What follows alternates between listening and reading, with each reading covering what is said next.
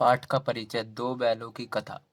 दो बैलों की कथा प्रेमचंद की प्रसिद्ध कहानियों में से एक है। इसके माध्यम से प्रेमचंद ने कृषक समाज और पशुओं के भावनात्मक संबंधों का वर्णन किया है। इस कहानी में उन्होंने यह भी बताया है कि स्वतंत्रता सहज में नहीं मिलती, उसके लिए बार बार संघर्ष करना पड़ता है। इस प्रकार परोक्ष रूप से यह कहानी आज़ादी के आंदोलन की भावना से जुड़ी है। प्रेमचंद जी की यह कहानी पंचतंत्र और हितोपदेश की कथा परंपरा के उपयोग और विकास के सहायक बनी है। जानवरों में प्रायः गधा की एक ऐसा जानवर है जिसे बेवकूफ की संज्ञा दी जाती है। आमतौर पर जब हम किसी को पागल अथवा मूर्ख कहना चाहते हैं तो उसे गधा कहकर पुकारते हैं।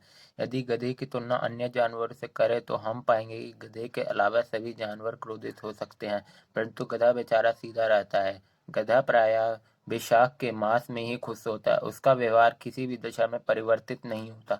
वास्तव में गधे का स्वभाव शांत, साधुओं और मुनियों की तरह होता है। यही कारण है कि विदेशों में भारतीय लोगों की इतनी दुर्गति होने के बावजूद वे चुप रहते हैं, सहन करते हैं और अपने जीवन आदर्श पर दाग लगाते हैं। वही लोग अपना विरोध करते हैं तो उच्च श्रेणी के कहलाने लगते हैं। जापान एक ऐसा देश है जिसे पूरा संसार केवल विजय से पहचानने लगा है। लेखक के अनुसार गधे का अनुज बैल है, जो सीधा तो है परंतु कभी कभी अड़ियल बन जाता है।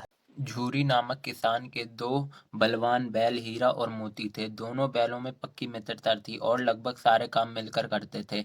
दोनों बैलों को आपस में बड़ा विश्वास था और आवाज नहीं करके भी केवल इशारों से एक दूसरे की बातें समझ जाते थे। एक बार झूरी का सला गया बैलों के अपने घर ले जाता है। जब बैल ले जाए रहे थे तो उनको लगा कि झूरी ने उन्हें बेच दिया है, इसलिए उन्होंने गया के पूरे रास्ते परेशान किया। वह सारे रास्ते मन ही मन झूरिया के लिए सोच रहे थे। सायकाल जब वह अपने निर्दिष्ट स्थान पर पहुंचे, वहां उन्हें सब कुछ पराया लग रहा था, क्योंकि वह उनकी अपनी जगह नहीं थी। इसलिए भूखे होते हुए उन्होंने कुछ नहीं खाया। रात के समय जब उनसे रहा नहीं गया तो रस्सियाँ तोड़कर झूरी के घर वापस लौट आए और अपने बैलों को देखकर झूरी बहुत खुश होता है। लेकिन झूरी की पत्नी उन्हें नमक हराम कहती है। झूरी अपनी पत्नी से कहता है, बैल इस तरह नहीं आ सकते, जरूर उनको चारा देना निकाला नहीं खिलाया गया होगा। गुस्से में आकर झूरी की पत्नी ने बैलों को देख देख करने वालों से कहा कि इन्हें केवल सूखा चारा ही खाने में दिया जाए। उसने ठीक वैसा ही किया, क्योंकि वह झूरी की भी बात अनदेखी कर देता था। दूसरे दिन झूरी का साला फिर उन्हें ले गया। घर पहुंचकर उन्हें मोटी रस्सी से बांधा और सूखा चारा डाल दिया। दोनों बैलों ने नाद की तरफ देखा भी नहीं। दूसरे दिन गया ने बैलों को हल में जोता, लेकिन बैलों ने अपना एक भी पाँव नहीं उठाया। बैलों को ऐसा अपमान कभी न हुआ था। जैसे ही गया ने हीरा की नाक पर डंडे मारे तो मोती बहुत उत्तेजित हो गया। वह हल समेत ही भागा। परिणाम स्वरूप हल, जुआ, जो सब टूट गए। हीरा मोती के इशारों में समझता है कि भागना बेकार है और इस बार बहुत पिटाई होगी।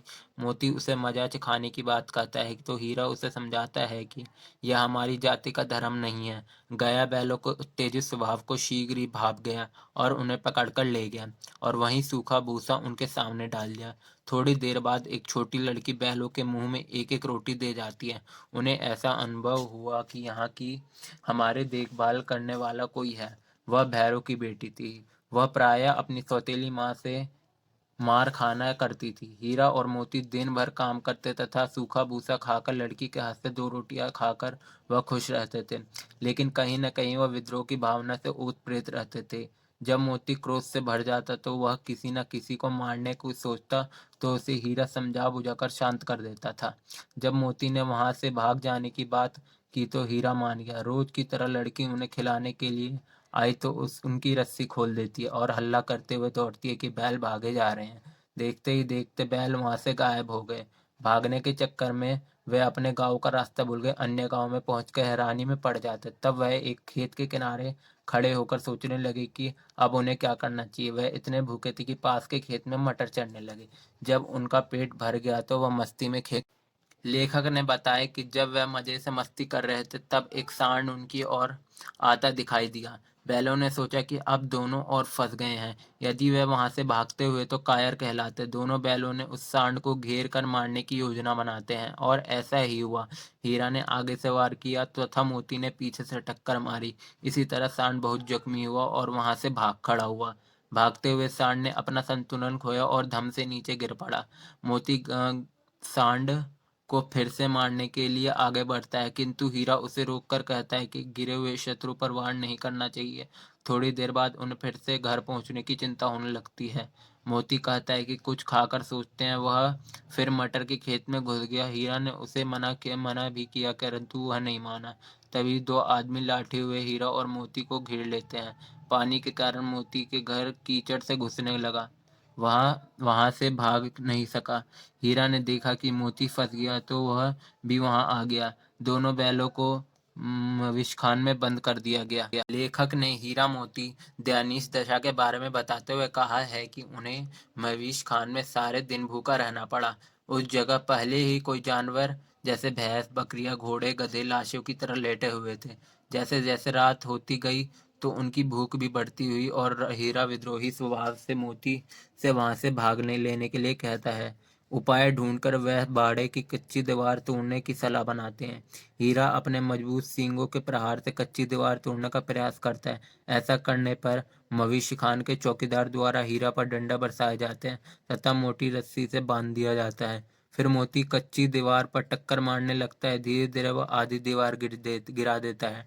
टूटी दीवार के रास्ते से घोड़ियां, बकरियां, भैंसे तो वहां से भाग गए, लेकिन गधे खड़े रह गए। हीरा ने गधे से कहा, वह खड़े रहने का कारण पूछा तो गधे ने कहा कि दोबारा पकड़ लिए गए तो हम तो यहाँ पड़े रहेंगे। मोती अपने दोस्त हीरो को रस्सी तोड़ने जाता था, परंतु असफल रहा। हीरा ने उसे कहा, कम से कम तुम कहता है कि वहां से चले जाएं, अन्यथा उसे बहुत मार पड़ेगी। तब मोती कहता है उसने लगभग 9-10 जानवरों की जान बचाई है, वे सारे उस आशीर्वाद देंगे। मोती ठीठ और मूर्ख गधों की सींग मार मार वहां से भगा देता है और स्वयं हीरा के समीप आकर खड़ा हो जाता है। प्रातः मवीश खान देखकर खलीबली मच गई। चौकीदार ने मोती को जमकर पाटा और माटी रस्सी से बांध दिया। दोनों बैलों का 7 दिनों तक भूखा रखा गया। सारे दिन में केवल एक बार पानी दिया जाता है। परिणाम स्वरूप वह बहुत कमजोर हो गए। आखिरकार उन्हें एक दिन बेच दिया गया, लेकिन खरीदार एक भयानक सूतर और दड़ेल व्यक्ति था। उस डरावने आदमी को देखकर हीरा और मोती डर गए और ईश्वर को याद करने लगे। उन्हें ईश्वर पर भरोसा है। बेशक दोनों बैलों की उस दड़ियल से भय से कुछ करने की हिम्मत नहीं थी, फिर भी वह वहां से भाग गए। भागते भागते उन्हें लगा कि पहले भी यहाँ से गुजर चुके हैं। जाने पहचाने रास्ते को देखकर उन्होंने थकान मिट गई और उनकी चाल पहले से अधिक तेज हो गई। अपने गांव पहुंचकर वह भागे भागे अपने बंधने के साथ पास खड़े हो गए। अपनी प्रिय बैलों को देखकर जूड़ी की आंखों में आंसू निकल गए और पीछे से दड़ियल आकर हीरा और मोती की रस्सी पकड़ लेता है। जूरी ने उन्हें ले जाने का विरोध किया।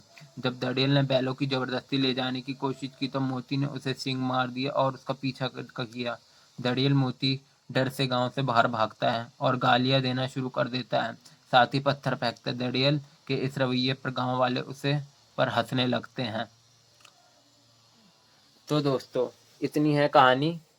और ऐसी और हिंदी, इंग्लिश अलग अलग कहानियों की एक्सप्लेनेशन के लिए मेरे चैनल को सब्सक्राइब करें, शेयर करें, लाइक करें और ज़्यादा से ज़्यादा प्यार दें। और आपकी इसी सपोर्ट की वजह से हो सकता है कि मैं आगे भी और आगे जा सकूं। तो प्लीज़ मुझे सपोर्ट करें ज़्यादा से ज़्यादा। Thanks my friends. तो अगली बार हम दोबारा मिलते हैं अपनी क्लास रियल कॉन्सेप्ट्स में।